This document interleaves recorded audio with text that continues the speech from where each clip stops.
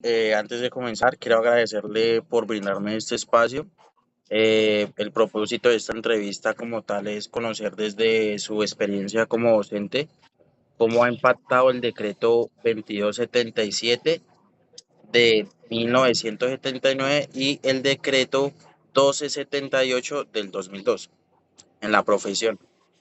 Bueno, así como su visión sobre la formación continua, la situación que los docentes del sector privado y los del sector público asumen retos en la educación y en el contexto actual.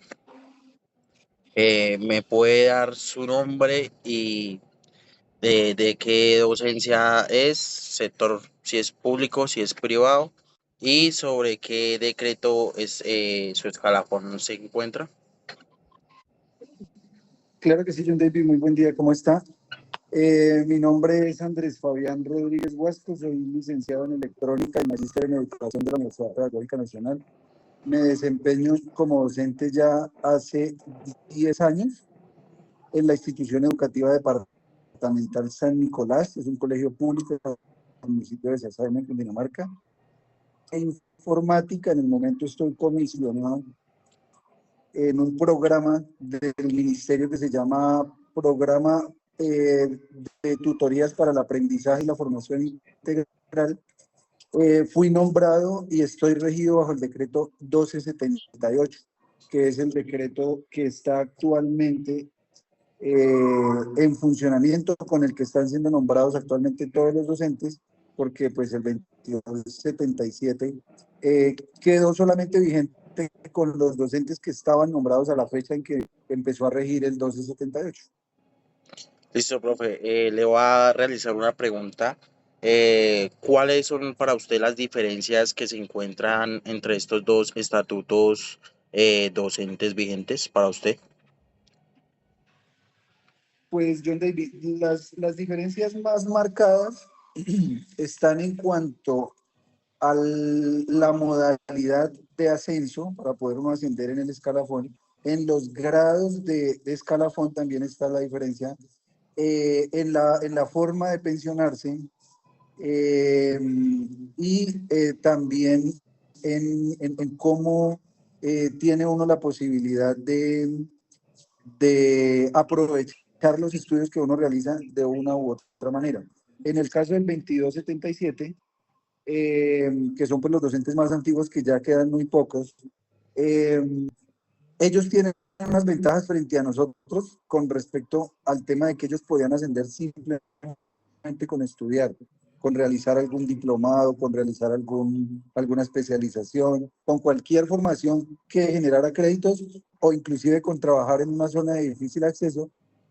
Ellos tenían la posibilidad de ir ascendiendo en escalafón hasta llegar al escalafón 14. El escalafón de los 2277 es por números desde el 1 hasta el 14. Nuestro escalafón es completamente diferente. Nuestro escalafón eh, viene por niveles 1, 2, 3 y viene con letras. 1A, 1B, 1C, 1D, 2A, 2B, 2C, 2D. Cada escalafón viene con especialización, con maestría, con doctorado, y pues eso significa unos niveles salariales. En cuanto a ello, pues nosotros tenemos mayor dificultad. Nosotros ingresamos con un nivel de escalafón dependiendo del nivel educativo que tengamos. Eh, pero para poder ascender tenemos que presentar unos exámenes, aprobar esos exámenes, una entrevista, unos requisitos para poder ascender, y no es tan fácil. Eso se da cada cierto periodo. Uno no asciende cuando uno quiera, sino cuando el gobierno brinda la posibilidad con los exámenes de ascenso y reubicación salarial. Eso es considerado desventaja frente a la forma en que ascienden los del 2277. Pero los 1278 tenemos unos rangos salariales mucho más altos que los rangos salariales del 2277. Un ejemplo, el 2277, el salario más alto puede estar alrededor de los 7 millones sin bonificaciones, sin arandelitas, que por ser rector, que por ser coordinador, que por trabajar horas extras, es decir, lo que está establecido como salario básico. Mientras que el salario más alto para un 278, si algún día lo logra presentando todos los exámenes y preparándose y haciendo todas las titulaciones que se requieren, puede llegar a tener salarios por encima de los 15 millones de pesos. Entonces ahí se considera ventaja para nosotros en la medida en que la persona sea capaz de lograrlo. Hay otro tema también y es la evaluación anual de desempeño. Los 2277 no son evaluados anualmente. Ellos cumplen con sus funciones y pues pasan su año simplemente cumpliendo con sus funciones. Mientras que los 268 debemos someternos anualmente a una evaluación que hacen los rectores de las instituciones para verificar qué tan bueno o no tan bueno ha sido nuestro desempeño. Básicamente esas son las grandes diferencias entre los dos estatutos docentes. Profe, desde su punto de vista, por qué piensa que ocurrió todo esto? De venir de un decreto de cierto año y de la nada venir y cambiarlo casi todo por completo. Pues la motivación principal para que se diera ese cambio era poder ejercer un mayor control sobre la calidad docente, sobre la calidad del ejercicio docente, porque un docente 2277 era nombrado y ahí era casi que prácticamente inamovible. Y es más, los docentes del decreto 2277 no debieron presentar examen para poder ingresar a la carrera docente. Eran nombramientos por necesidad del servicio, en muchos casos inclusive políticos, mientras que con el 278 el nombramiento es exclusivamente por concurso de méritos. Entonces, de una u otra manera, eso fue lo que buscó el estatuto, tener mayor control sobre la calidad docente, sobre la preparación de los docentes, sobre la formación de los docentes, que el docente realmente tuviera un mérito para poder ingresar a la carrera docente y también mejorar el tema salarial y también controlar un poco el tema de los ascensos, porque los ascensos por créditos, por estudios, pues eran muy fáciles. Entonces, eso genera también una carga fiscal grande para las entidades territoriales. Listo, profe. Entonces vamos con la siguiente pregunta. Para usted, ¿qué factores considera que implica para el maestro estar vinculados a cada uno de los estatutos? Pues básicamente lo que le digo, en lo que ya le he contado está de alguna manera explícito eso ahí. El 2277 es un docente que prácticamente ya tiene su puesto garantizado hasta cuando llegue a la pensión y deba someterse al tema del retiro forzoso. Tiene una ventaja grande y es que puede pensionarse y seguir trabajando y devengar pensión y salario. Ya en el 278 eso ya no es tan posible, tan viable. Los temas de ascenso, aunque eso ya no vendría a ser como algo que afecte, pues, porque por lo regular los docentes del 2277 ya todos están en el máximo escalafón, pero llegaron ahí y ya de para arriba ya no pueden subir. Entonces, diría yo que más que todo esos son como los grandes factores que afectan el estar en un escalafón o en el otro. Pero cada uno tiene sus garantías, cada uno tiene sus ventajas y sus desventajas. Lo que se ha querido a lo largo del tiempo es unificar los dos escalafones, tomar cosas muy positivas del 2277, tomar cosas muy positivas del 1278 y hacer un estatuto único. Eso se ha querido y se ha peleado mucho con sindicatos, con los gobiernos, pero es un tema bastante complejo porque eso implica muchos cambios y muchas transformaciones en el país.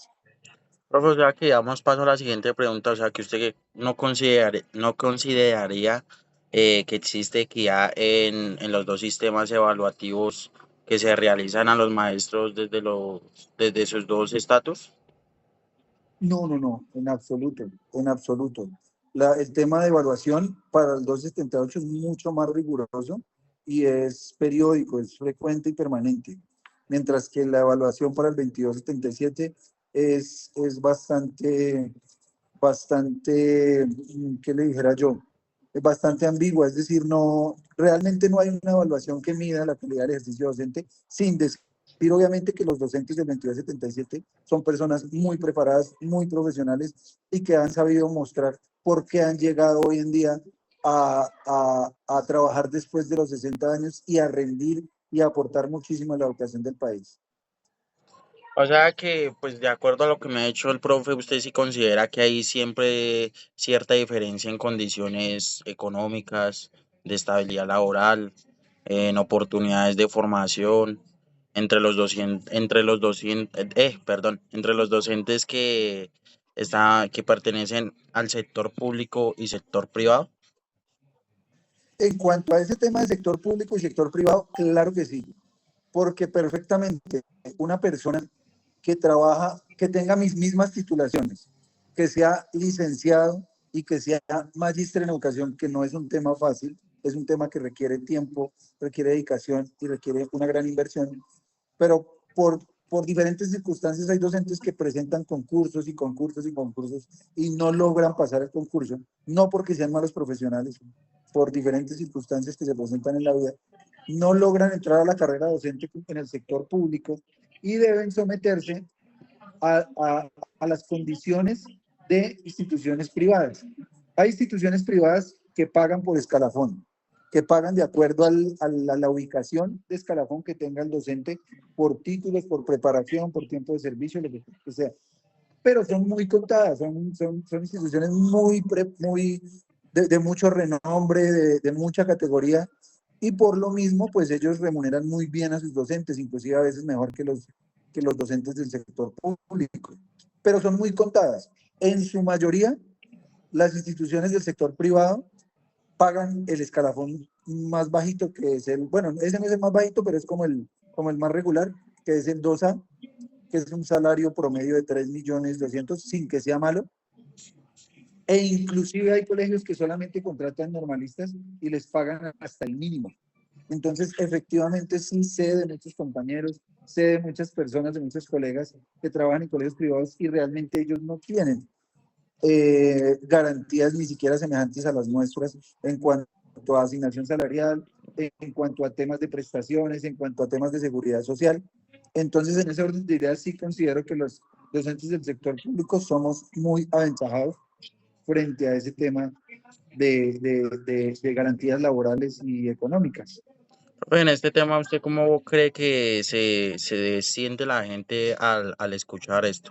De que, digamos, todo es como por renombre, todo por titulación. Obviamente es bueno que uno como docente cada vez se especialice más, estudie más, pues porque hoy en día nos falta aprender muchas cosas, pero digamos, entrever esas ventajas del sector público a un sector privado que me comenta usted, y ya que tiene colegas en ese sentido, ¿cómo creen que ellos se deben sentir en ese ámbito?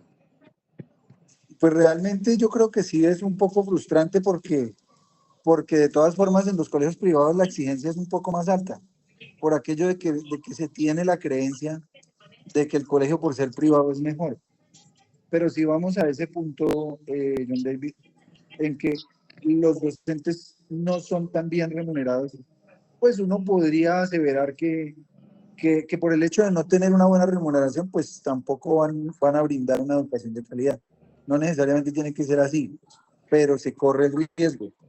Pero pues a veces la gente paga un colegio privado solamente por categoría, por decir mi hijo está en un colegio privado y no en uno público. Entonces eso hace que se presenten esas inequidades y esas desigualdades y genera mucha frustración en personas que aun cuando son muy preparadas y aun cuando dan lo mejor de ellos y aun cuando demuestran que están hechos para eso, por el hecho de no poder, por diferentes circunstancias, porque vuelvo y lo repito, no es por falta de capacidades, pero de no poder aprobar un concurso de ascenso, no tienen la posibilidad de entrar a la carrera docente y no tienen la posibilidad de tener las mismas garantías que tenemos nosotros, aun cuando estudian, aun cuando se preparan, aun cuando aman la labor docente, aun cuando brindan buenos resultados, que es lo que considero yo que se debería evaluar y se debería ver para permitir que una persona como ellos pudieran entrar a la carrera docente en el sector oficial.